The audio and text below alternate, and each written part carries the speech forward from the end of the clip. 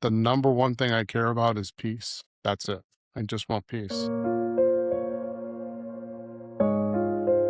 Hey guys, this is Chris Tufalo. This will be a solo episode of the Unpolished Rebuild. So I've been wanting to record something like this for a while, but I didn't feel like I was ready. I didn't feel like I was at the place in my journey or even worthy of having this discussion. So I feel like I'm good now. I feel like I'm there. We're going to talk about, some kind of down moment, divorce, death, addiction, God forbid, whatever it is, right? So, and if there's a third party or a spouse or a partner or whatever, we're going to talk a little bit about, getting into that problem, the trouble that you're in.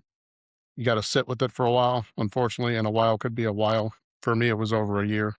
Uh, and then, the buttons that people push, there are two buttons in my experience, and that's guilt and shame.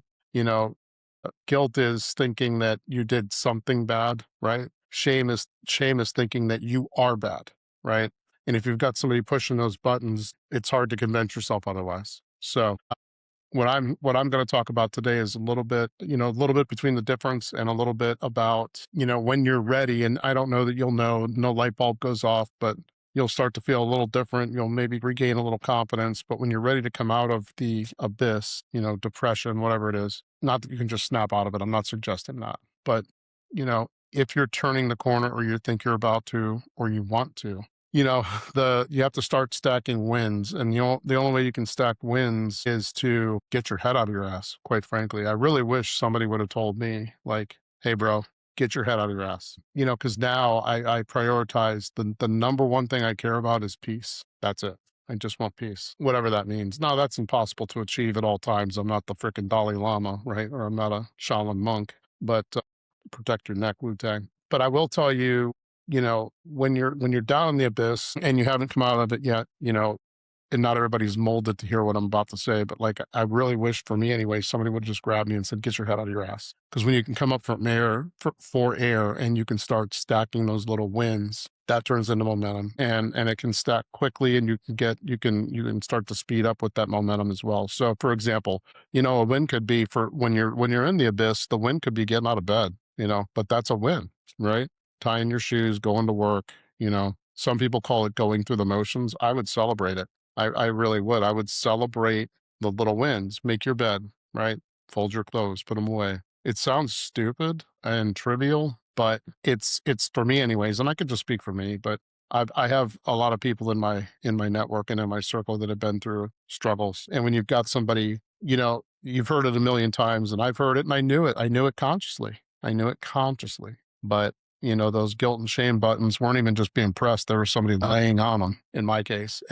And I made decisions that have hurt me to this day. I mean, I'm digging out now, but personally speaking, I've got a load of debt that I willingly took on as a result of feeling shameful. And that was my decision. I own that. That's nobody's fault. And now I look at it like, if you've ever seen the little clip from Jocko Willink, good. I play that shit almost every day, man. Just, oh, you didn't get the promotion at work. Good. More time to get better. And man, I replayed that so many times. So many times I still do. Because it's true. You got a bad health diagnosis. Good. Work through it. And again, I'm not making light of people that have, substantial diagnoses. That's not where I'm at. I'm just saying, try to find the good in everything. It's super cliche, but in my case, it helped. So I'm finally digging out. I'm finally turning the corner. I'm finally paying off some debt and stacking wins. And my wins started as, making my bed, rubbing the sleep out of my eyes, getting out of bed, going to work, making it through a day without crying. I'm not afraid to say I was a mess for a long time. So, I relate, and to people that are struggling for sure. So, those little wins compound, right? It's just like if you've ever sat down and had an opportunity to interview Warren Buffett or listen to interviews with Warren Buffett, he talks about the power of compounding interest. He talks about the power of compounding efforts, compounding energy, whatever. It's true for all of us. So don't make decisions when you're emotional. I wish I would have took my own advice, life altering decisions, especially that will cripple you for years and years and years, and start turning the making the bed and getting out of bed in the morning into a job promotion, or into, applying or building your resume to go maybe get a better job, or whatever it might be. Sobriety, right? going to a meeting for the first time. I've got other podcasts in here. In fact, the one that recently dropped with Ethan Spradlin, if you haven't watched that, we'll put a link here to that one. You can check that one out. That was powerful, powerful, powerful. I don't know that I've seen a dude more vulnerable. Great interview. So nothing to do with me. It was totally the guest. But don't let shame drive the boat, right? And don't make that the flag you're flying either. Don't do that. It's just going to prolong the abyss, right? So recognize you're human. You made a mistake, whatever that mistake is, or a series of mistakes, whatever, and start stacking little wins every day. So for me, what did I do? I exited a 27-year marriage. My wife at the time asked for that divorce, and she had every right to do that. I respect her decision, and even though I had done things that had put her in that mind space, for sure, I guess I was still hopeful. And when you lose hope, the abyss gets a little darker and deeper. So I guess I was hopeful that whether it took 2 years, 3 years, we could work through it, whatever the case was. I was strung out on hopium, and it didn't work out in my case, and that's fine. On to the next chapter for both of us, and I wish her well. So, but I made a lot of decisions during that time that were driven by shame and not logic. I would encourage anybody who's about to make a life altering decision to seek counsel. And I did. I had plenty of buddies, friends, colleagues, tell me, are you sure you want to do that? Are you sure you want to? Yep, yep, yep, yep. You want to give away 80+% of your, yep, yep, yep. I deserve it. Right. So whole lot of things I probably deserved, including the divorce, but, giving away almost 3 decades, the majority of almost 3 decades of building was driven exclusively by shame, not logic. So here I am, saddled with debt, trying to rebuild, and I'm rebuilding every day. That's why we're calling this the Unpolished Rebuild, because I am definitely unpolished and I'm definitely in the rebuild. Sobriety was a thing for me too, on a lot of levels, not just drugs and alcohol. Drugs was never an issue for me, actually, but alcohol for sure. So a lot of ums in this podcast. Again, it's unpolished, but I would say, build on it, right? Take chances, believe in yourself, right? And the more you stack those little wins, the more belief you'll have in yourself. So I might just be, speaking into a webcam and into a microphone, and 3 people might see it. But if it helps one person, man, it's worth it. I don't, if this thing grows or if it doesn't grow, I don't care. This is therapy for me. And if I'm blessed with a few people that watch it, great. And if I'm blessed with a few people that it may actually help, great. That's the true meaning behind it. So you may have created a shit show, you may have created a storm, and it doesn't define you. It's not where you have to live. It's not where you have to stay. So, but you have to start by winning little wins throughout the day and celebrate them, even if it's something stupid. I folded that napkin perfectly. Well, whatever.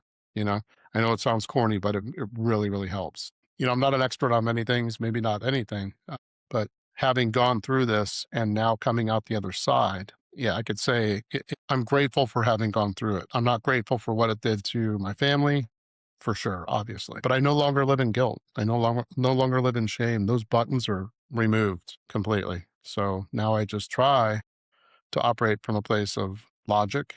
Slowing down helps too, by the way. Slow down making decisions, slow down responding. Do you want my reaction or my response, right? People say that all the time. You don't want a reaction, you want a response. And sometimes you have to just noodle on something. You have to marinate with that decision for a while. So start stacking little wins at the risk of being super, super fucking redundant.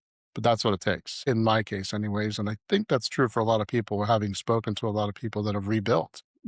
All the cliches apply, one put in front of the other, all that. But just, win the day, then you'll win the week, then you'll win the month. Next thing you know, you're going to have a great quarter. And I don't just mean professionally. If you're a small business owner like I am, great. What I did is I took the little bit of remaining liquid assets that I had as a result of the divorce, and I went all in on a small business that I purchased with partners. And that's been an interesting and fun ride for sure. Very, very interesting and quite fruitful. And it was, if you've ever heard anybody talk about the story of, Cortez, how do you take the island? You burn the fucking boats. I burnt the fucking boats. I went all in on this, and luckily it paid off.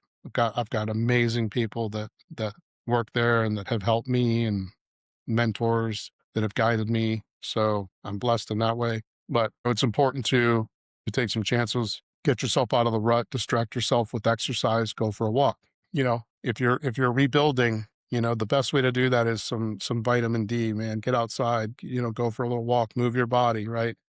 And be grateful. Always, always, always. Every morning, write 5 things you're grateful for. Again, I know, cliche, but it's true, man. It works. If you're in a place of gratitude, it's impossible in that same moment to be unhappy. So stack some wins, even though it's difficult to say this, try to enjoy the process. Maybe it's going to come later for you, but now I'm embracing the rebuild. And before I was just kind of white knuckling, quite frankly. I was white knuckling through the rebuild, just, hoping every day would be a new day, and which it is, of course. And I could attack it and do a little better that day than I did the previous day. So I guess I'll just call this the podcast filled with cliches. But, the biggest takeaways I'd want you to get out of this is the abyss doesn't last forever. You always got to go towards the light, right? So if you're stuck in that darkness, and if you know what, man, if there's no light, make some, restore your glow, light a freaking match. I don't know, just whatever little bit of hope. And then before you know it, that'll turn into an inferno, and you'll have momentum, and you'll no longer operate from a place of guilt or shame. So yeah, that's that's it. Be patient. It is a process.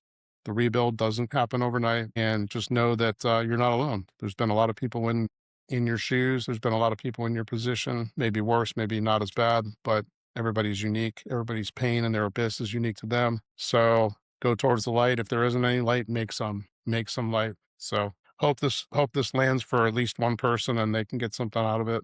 I'm always here. Reach out if you want to interact in any way. By no means do I have a PhD or a psych degree or anything like that. But my phone's always on. So hope this finds you well. This is Chris Dufalo, the Unpolished Rebuild.